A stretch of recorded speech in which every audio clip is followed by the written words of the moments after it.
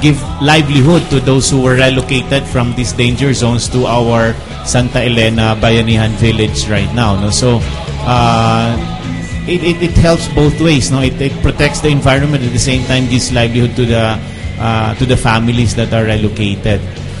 Tama yan, Kuya Luis. Isang challenge sa lahat ng mga bayani, hindi lang pagtatayo ng communities at bahay, kundi mga trees, forests.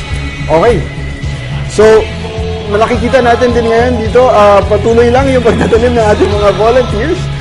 Mahalaga yung sinabi ni Kuya Luis tungkol sa bamboo rin. Hindi lang mga trees, kundi mga bamboo, important din para sa ating kalikasan. Ang ganda nung naging highlight doon. Ano? Iba-iba talaga yung approaches to bayanihan. Kaya naman puntahan natin ang isa sa mga favorite sites natin. Balikan natin ang Negros Oriental kay Coach. Coach, kamusta?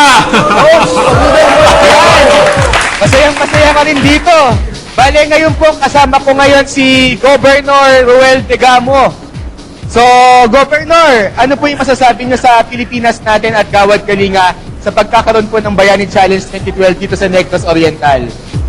Ako po yung nagpapasalamat sa Bayani, Pilipinas natin at sa Gawad Kalinga, sa Local Government Unit of Amblan, headed by Mayor Bentam de la Cruz, at sa lahat ng mga volunteers na nandito. Kasi malaking tulong ito sa probinsya natin dito sa Negros Oriental. Ayan, Governor, kamusta naman po yung mga naging experience nyo kahapon dun sa build site natin sa Barangay Tambuhangin? Iba yung experience natin doon eh. This is my first time na nakita ko yung kabayanihan ng mga volunteers sa Pilipinas natin at sa Gawad Kalinga. Kaya nga, on behalf of the people of Negros Oriental, ako po yung nagpapasalamat sa lahat na nagboluntaryo, nagpakita sa kabayanihan bilang isang Pilipino. Maraming salamat po sa inyong lahat. Yan. Governor, posible rin po ba na sa iba-ibang munisipyo sa city po dito sa Negros Oriental mangyari rin dito sa Amlan? Yung nangyari sa iba-ibang bayan po? Yeah, sa pagkikita-usap namin doon sa Gawad Kalinga natin dito sa province of Negros Oriental, may dalawa na ring munisipyo na interesado. So, kailangan na lang yung final natin, yung final na agreement para maituloy yung sa Monggita at saka sa Mabinay. Yan. Carl, baka meron kayong ibang question kay Governor. Maraming salamat, Coach. Sige, puntahan si Carl. Mukhang marami tayong katanungan sa audience, sa mga ating volunteers. Carl? Yes! Governor, good evening dyan. Ang isang katanungan po mula sa studio audience natin is, paano po ba natin ipapatuloy sa Negros Oriental yung mga Bayani Challenge? Paano po makakatulong yung ibang hindi nakasali this week dyan sa tuloy-tuloy na pagbangon ng Negros Oriental? Yes po, kailangan dito natin sa mga kababayan natin, especially to the youth na ipakita natin yung kabayanihan natin para sa matulong natin sa mga tao na nangangailangan, especially on itong ginawa ng Pilipinas natin at saka sa Gawad Kalinga. So, as governor of this province, I am appealing and I am fully supporting this program.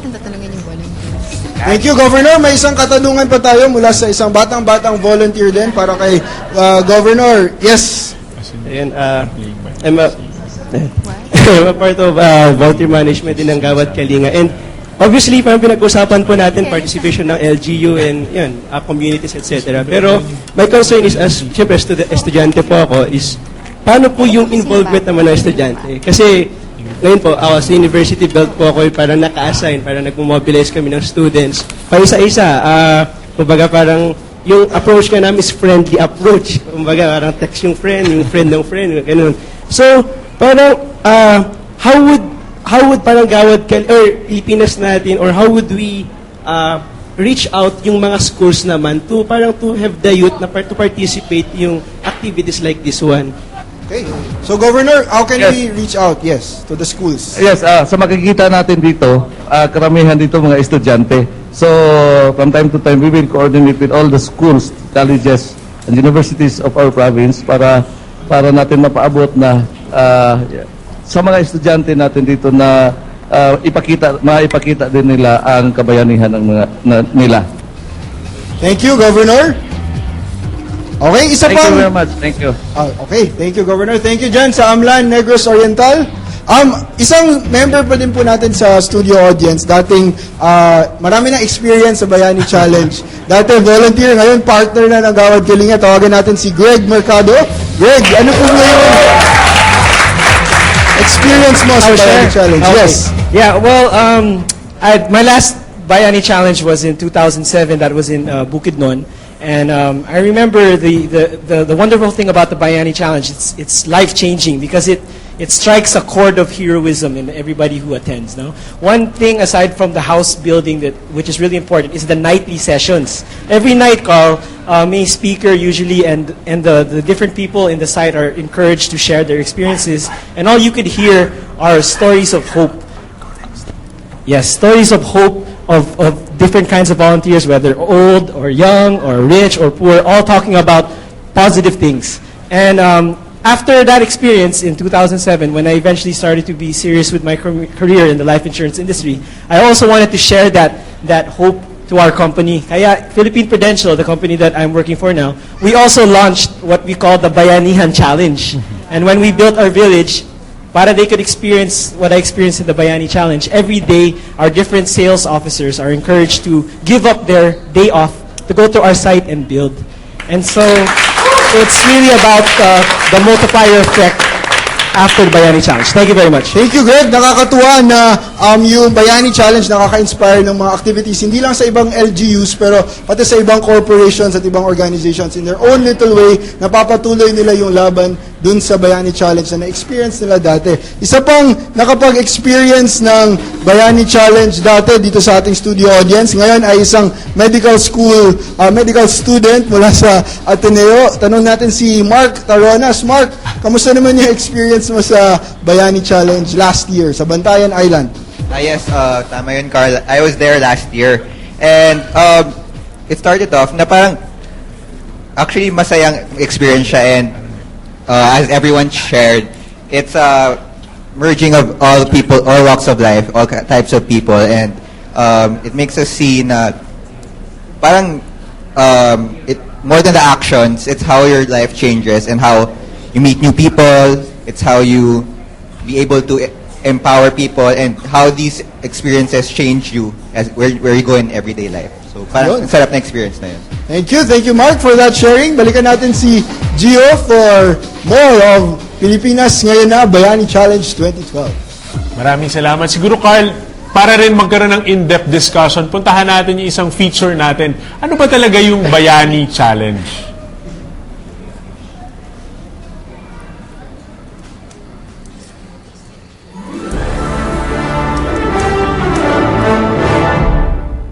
Sa Bayani Challenge, play 2011 po naganap ang Bayani Challenge na ito. At tignan natin yung mga karanasan ng mga tao sa taong ito.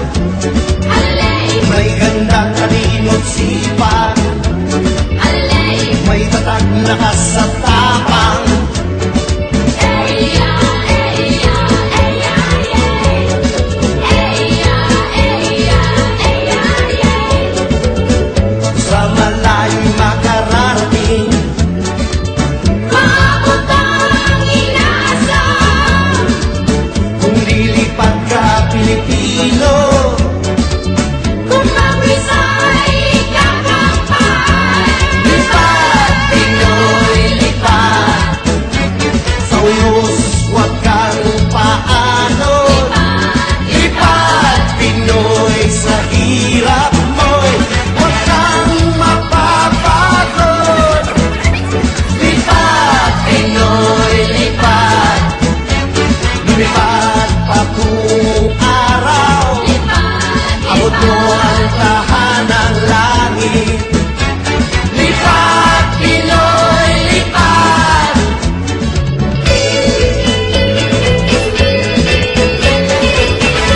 Okay, at makita natin na annual event na pala ang Bayanihan Challenge. Kaya naman balikan natin ang Negros Oriental kay Coach. Coach! Coach, Yan! ano sa Budol Fight mo dyan?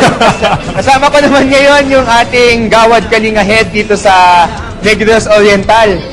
Si Kuya Sidney Mapa. Kuya Sidney, anong masasabi niyo po sa partnership ng Pilipinas natin at Gawad Kalinga dito sa Negros Oriental? Masayang-masaya kami, no? That government has institutionalized, no, this spirit of voluntarism. Kasi syempre Pilipinas natin nga ito. So, kailangan gumawa rin tayo, no? We also move for our own country.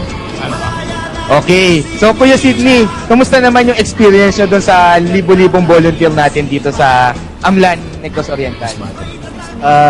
Ang motto nga nila dito, Dreamland, no? Amlan, it's like being in a dream. So, for us rin, no? Akala namin hindi mangyayari. Pero talagang kaya, no? It inspired us even more that the things that akala natin hindi natin kaya, pero kung magtutulungan, kayang-kaya. Okay. Ayan, Carl, baka meron kayong question din kay Kuya Sidney. Okay na tayo, Coach. Ako. Maraming salamat, Coach. Pero punta naman tayo sa Masbate. Yan, Masbate, kamusta kayo dyan? Mukhang nagko-concert na. Yan, Masbate, hello. Ready na sila sumayaw. Ayun. Hello again. Yes. Okay, so right now I am with Sheena, yung kinakwento ni Ate Isa kanina, yung sabi niyang Bayani Challenge, Bayani ni Ate Isa. Kasama rin si Sheena Santos. Oh, ayun. Sheena, ikwento mo naman yung whole journey mo dahil bakit kaya para malaman naman nila kung bakit inspired si Ate Isa sa'yo. Dun sa, nagkaroon kasi kami ng sharing kagabi. Then, yun, nabanggit ko nga po na yung pagkainggit ko dun sa mga pagpapalang na ibigay namin dun sa mga beneficiary ng Gawad Kalinga. Kasi po, ako, ang bahay namin, kasi po taga Camarines Norte po ako. Dulong bayan ng Camarines Norte. Ang bahay po namin, hindi po sa ang bahay namin ay 1 kubo lang. Pagdating ko, kasi yung parents ko po,